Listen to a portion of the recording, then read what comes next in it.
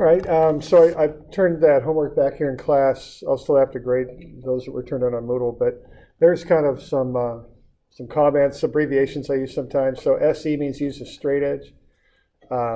One box means put all the answers to a problem in one box. Keep in mind when I'm grading these, I'm grading 30 of them at a time, so I have to do that efficiently. And I need everybody to do it the same way and have consistent standards, because I start looking around too much if that isn't the case. And it might seem like a trivial thing, but when you're grading 30 of them, it changes how I can work through them. Okay, sketch means include a sketch. PS means include a problem statement. Can't read means I can't read your writing. And this I was describing earlier, I think that's important. You got to write however you do it so that people can read it. You don't have to do drafting lettering every time, but people have to be able to read what you write. If they can't, that's a real problem, okay? So the other thing is watch your units. I was noticing some people were doing unit conversions that weren't quite right. You hadn't included the units, so I think that's probably the source of the problem. So, just be aware of that and work through things systematically, okay? Any questions on anything that came back here? You do all right? All right. Okay, so we're having a look at 3D vectors. Let's have a look. Let's kind of keep working on them.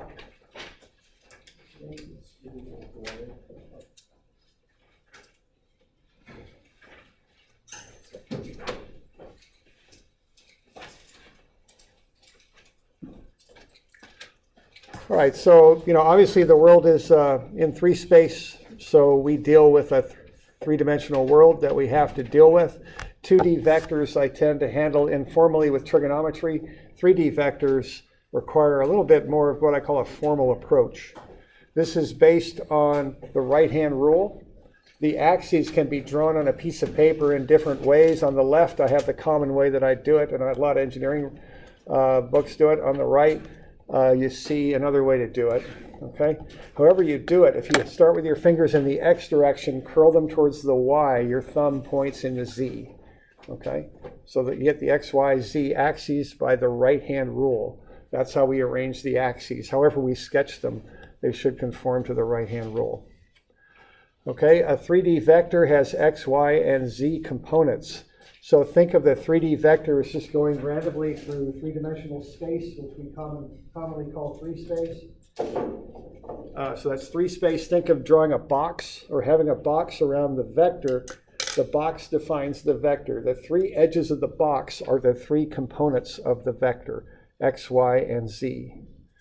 Okay, so that's how I would think about that. So the vector goes from one corner to the other opposite corner. All right. Now we talk about unit vectors. To develop unit vectors, what we do is we take the vector and divide it by its own magnitude. That's how we come up with a unit vector. Okay, so here's the original vector that we're calling A with an arrow on top, meaning it's a vector. The magnitude of A is specified with just the letter A. That's the magnitude. In your math classes, I think what you would do with that is you would put brackets around it. We don't do that in engineering. In engineering, we specify the vector either with an arrow on the top or with bolding. Just a letter with no bolding and no arrow is just a magnitude. So if you take a vector and divide it by its own magnitude, what you get is a unit vector. So you scale this vector A down so it has a length of 1, but retain the direction. So I think of a unit vector as being a direction pointer. It points in the proper direction of the vector. Okay. Now to generate that unit vector then, I would take my original vector, AXI plus AYJ plus AZ, now K for a K unit vector. That's the unit vector in the Z direction. So what I've got for my original vector is right there, okay? The X, Y, and Z magnitudes, X, AX, AY, and AZ, and the X, Y, and Z unit vectors, I, J, and K, okay? I combine those together to get the total vector. If I divide that vector by its own magnitude, which in each case would be A, so if I just divide that through, what I end up with is a unit vector, okay? The magnitude of A is found by using the 3-dimensional theorem of Pythagoras. Just ax squared plus ay squared plus az squared, take a square root. So if I take the vector a, divide each component by the magnitude of a, I'll end up with a unit vector. Okay? And that unit vector points in the direction of a. We doing okay with that? We got any questions on that bit? All right. All right, now let's have a look at how this works, because there's some useful information we can get out of that. Okay, now if we got a vector that cuts across free space like this that I'm drawing there, we can pull it out and look at it from different angles to get information about it. So let's take, for instance, this vector A right here. Let's also draw a line along, and the easiest one to see on this is the z-axis. So here's the z component of that vector. Okay? And then let's connect across the top from the end of that z component to the end of the vector. Okay?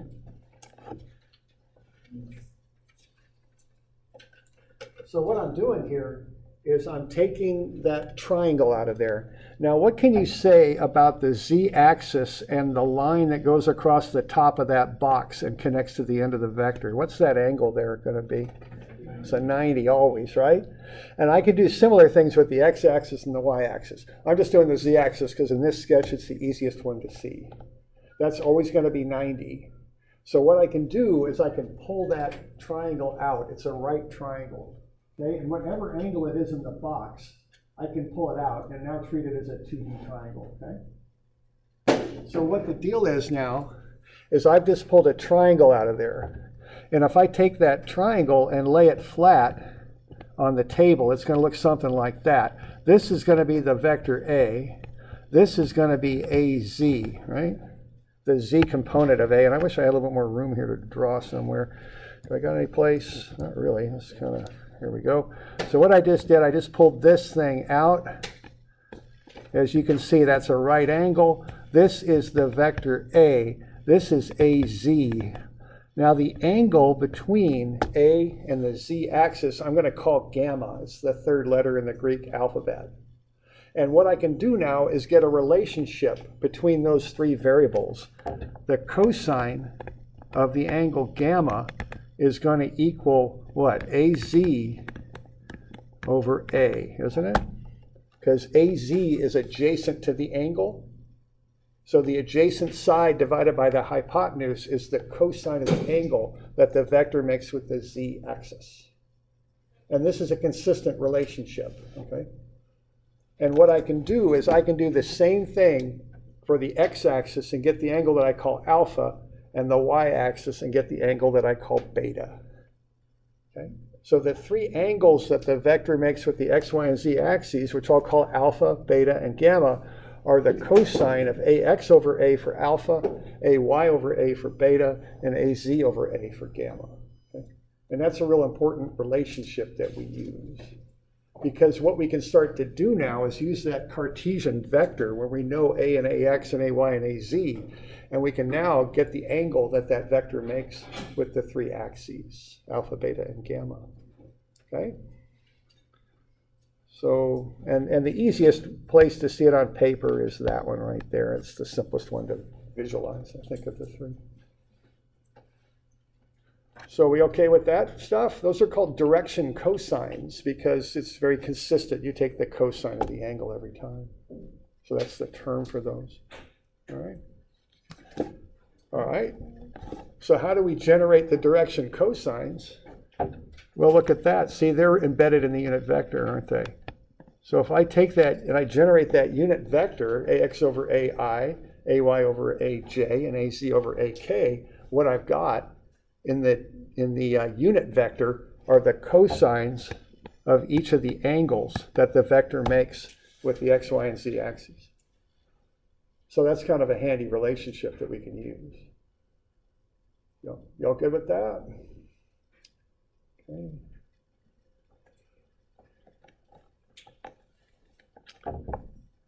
Now that's a unit vector for a given vector. I can take the squares of the three ratios there.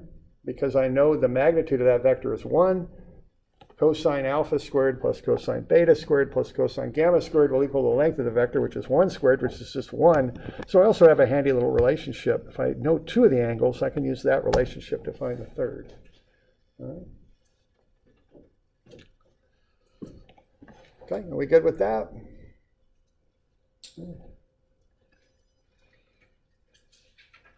All right.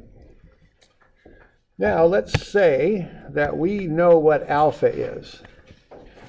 If we know what alpha is, what do we know about the vector?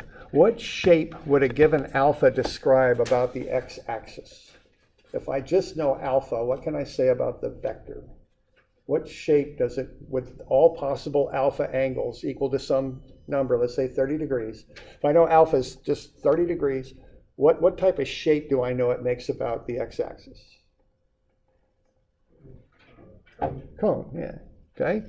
If all I know is 30 degrees, I'm going to have a shape like that is made up of all the possible 30-degree angles, right? So if I'm good enough with CAD, what I can do, I can enter in 3 cones of 3 given angles for a given vector, and they should intersect on the line, okay? So you can't just go 3 arbitrary angles. They're related. And the relationship between them is they intersect on a given line, which, and this is really tough to do here. There we go, there's the line. This was from a student many years ago who was pretty good with AutoCAD. He played around with some vectors. So that's alpha is 69.3 degrees, beta is 111, and gamma is 30. There's the intersection of those 3 cones. It's a line, and that line is the vector. There's one intersection, okay? You might be able to see it more easily here. He's flipped the axes a little bit, so Z's coming up out of the page. Okay? So these aren't just 3 random angles. They're related. They're related by that cosine alpha squared plus cosine beta squared plus cosine gamma squared is 1. That's the relationship between them. And the geometric relationship between them is they intersect on a line. Okay? Good with that? All right. I see some of you kind of squinting at that sketch, and that's good. It means you're visualizing that thing. That's good. We work through that a little bit sometimes. Okay. All right. Now we're ready for an example. Oh boy. Okay. So what page are we on? 180 maybe? I think it's 180. Yeah, 180. Okay. Let's do a little 3D vector work this time. Okay, on page 180. Is everybody good? Everybody got a 180? Everybody got the packet now and all that stuff? I might have a 180 if you need one. Okay, let's add up 3 vectors. These are 3-space vectors. Okay, I've got F1, F2, and F3. I have dimensioned the angles that each vector makes with each of the 3 axes. Okay, so let's start with F1. What are the angles for the forces? What angle does F1 make with the x-axis? Yeah, 131.9. You all seeing that? Right there. How about with the y-axis? 53. Z-axis? 64. We good? Okay. Now this 3-space stuff, it's hard to draw it right to scale. You do the best you can with it, but you're doing a 3D representation on flat paper, so the scaling gets a little weird sometimes because you're looking from different perspectives and all that. Okay, but just look, and don't, keep it simple. Just look at F1, look at the arc that connects it to an axis. That is the angle.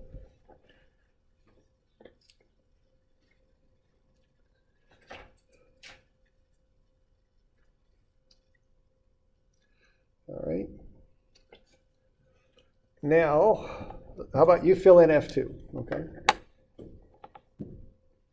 And keep it, the word I would use would be mechanical. Just look at F2, find the arc that goes from it to the x-axis, look at the number. Find the arc that goes from it to the y-axis, fill in the number. Find the angle that goes from it to the z-axis, fill in the number. That's it. Don't overthink it is what I mean. Just look at it, find the appropriate dimensions and fill them in. Alpha's for x, beta for y, gamma for z.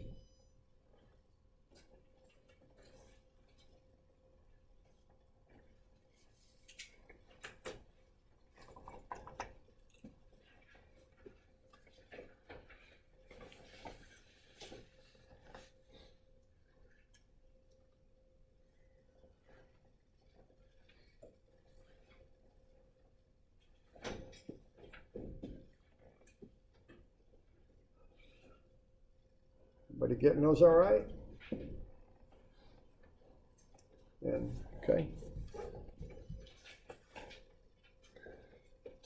61, 149, and 80? Is that it? Okay. All right. So now what we got the angles that the vector makes with each of the three axes.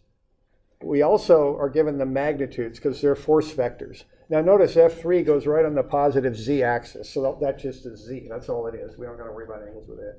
Okay. When you see visual cues like that and there's no angles given, that's a z. That's all there is to it. Okay. That's it. Okay. All right. Now let's build a vector. Now I think we do F1 first. Yeah, that's what we do. So let's have a look at F1. Now I got that done on the left there. Let's walk that through, and I mean it that way too. Step, step, step, step. Just walk it on down through. Okay. Now I know the angles. I know if I take the cosine of the angles, I get the unit vector components. So the direction cosines, as they're called, get me the unit vector. So I know alpha is 131.9. I know beta is 53. And I know gamma is 64. So I just go cosine 131.9i plus cosine 53j plus cosine 64k. That will get me the unit vector. Okay. So I just take the cosine of each of the angles, and I get to there, unit vector for F1. Now what that is a vector with a magnitude of 1 that points in the direction of F1. Important thing there is that has a magnitude of 1. So what I can do now is I can turn that into a force vector by scaling it up by the magnitude of the force, which is 500. So if I take that unit vector for F1 and scale it up by 500, I get the force vector. Okay. So what I've got then, I've got a magnitude and a direction given with angles. I can turn that into a Cartesian force vector is what I can do. Okay. And I can check that if I want by taking the square root of some of the squares, and sure enough, that comes out to be 500. And that's good, because that's my original magnitude. That means everything I'm doing is looking pretty good, okay? I like to run those little checks when I got a chance, just to be sure I'm on the right track, okay? All right. Now, in engineering, we use this IJK notation a lot. That's how the books are written. I actually kind of prefer the math notation just because it's easier. A mathematician might write it this way. I don't know, you guys do this in math class? Like that? I'm fine with that, okay? No worries. However you want to do it, it's okay by me. Okay? We okay with that? Okay, we know that F3 is 700 in the z direction, so it's 0i, 0j, 700k. Now, one other thing to notice here is the angle between F1 and the x-axis is greater than 90, isn't it? What that means is when you do the cosine of an angle greater than 90, you get a negative number. So the component of F1 in the x direction is negative. See, that force is pulling in the negative x direction is what that means, okay? You don't need to put a negative in there. You just put the angle in, the 131.9. The cosine of it becomes negative, okay? You don't have to overthink that. Just put the angle in. We're good with that, okay?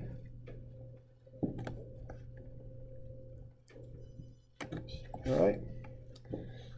Okay, you two can do statics, so why don't you give that a run there. Do the next one. F2, I've got it all set up for you to walk through it. Just walk on through that and see what you get for the force vector.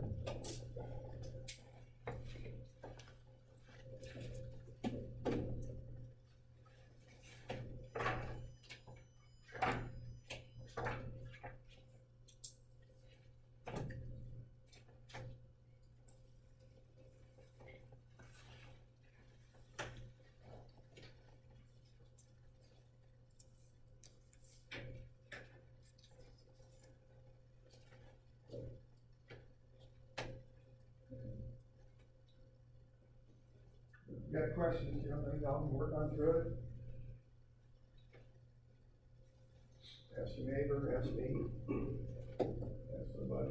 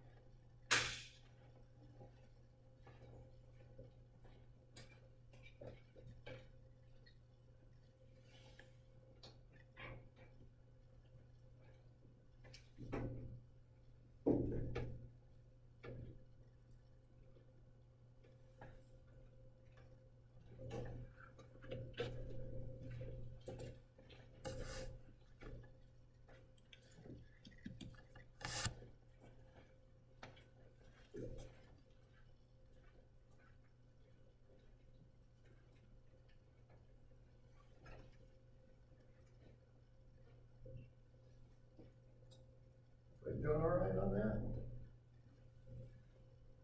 Walk it on down to the cosines. Get the unit vector, scale the unit vector up by the magnitude of the force. That's the drill on this. Okay?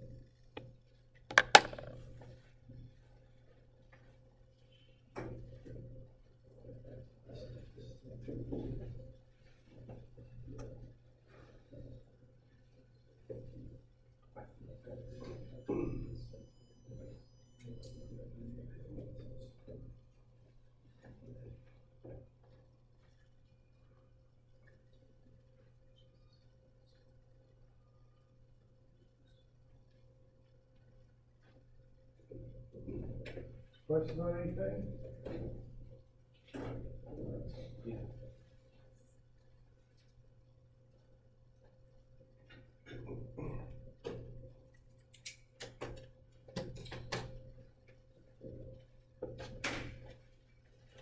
Okay. Cosine 61i plus cosine 149j plus cosine 80k, 0.485i minus 0.857j plus 0.174k. Scale that up by 800. Okay. So I'm just carrying through three figures to that. I'm rounding. I don't truncate. I round. That's important. That's what we would do. That said, if you got negative 685j, that's irrelevant to me. That's fine. It's okay. You got something real close to what I got within 1%. It just means you're rounding a little different. I don't get too concerned about that. Okay, doesn't bother me. All right. I did a check, took the square root of some of the squares.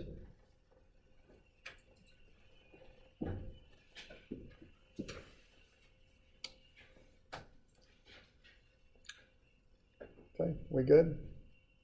Any questions on that? That's how that's done, okay? And that's important that you know that, which, when I say that's important that you know that, could you translate that as far as things that might happen in here, and what does that mean? On homework, where else is it going to be? The test, okay? Now, if I'm in a fancy meeting of educators, what do we call tests? We call them assessments. Their purpose is to find out what you know, okay? And you should know this, so it'll be on the assessment, okay? And it's not rocket science, right? I mean, that's how it works, okay? Good, okay? Now we got a couple things, one little thing to finish up here, and then we're gonna call it good here because we got that pizza feed going on here. All right, now we want to find the resultant vector. That's our goal here, is to find the resultant of these three. So I've got the three written down. I've got them written so I can add up columns. See, I do well adding up columns. I can just look at them, 1, 2, 3, and add them up. Less errors when I do that. Right? That's why I'm doing that. I've got the three force vectors and almost like a matrix, right? Just add up the columns, get the resultant. To find the resultant force, take the square root of the sum of the squares, take a square root, it's 1,127 newtons. That's the net force that you would get if you applied those three together. Okay.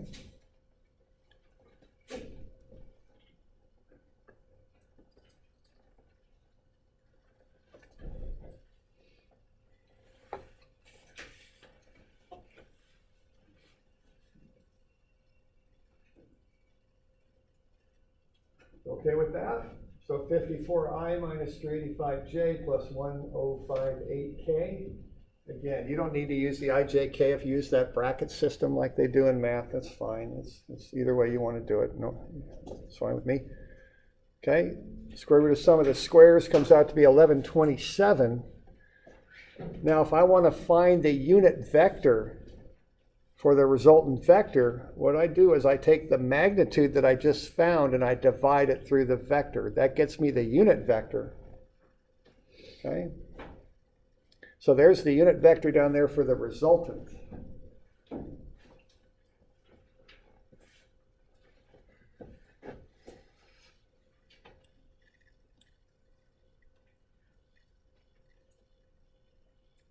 Okay.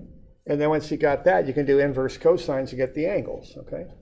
So you can kind of run it back, okay? We're kind of doing this process both directions. If I got a magnitude in the angles, I can get to the force vector. If I have the force vector, I can do the inverse process to get back to the angles. That's kind of the deal, okay? We okay with that?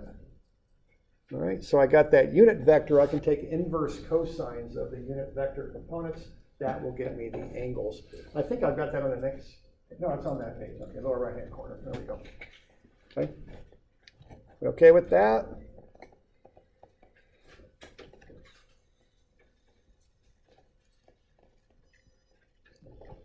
Okay, so I just go cosine alpha is 0.048, so alpha is 87.3 degrees. Cosine beta is negative 0.342, so beta is 110 degrees. Cosine gamma is 0.939. Gamma is 20.2 degrees.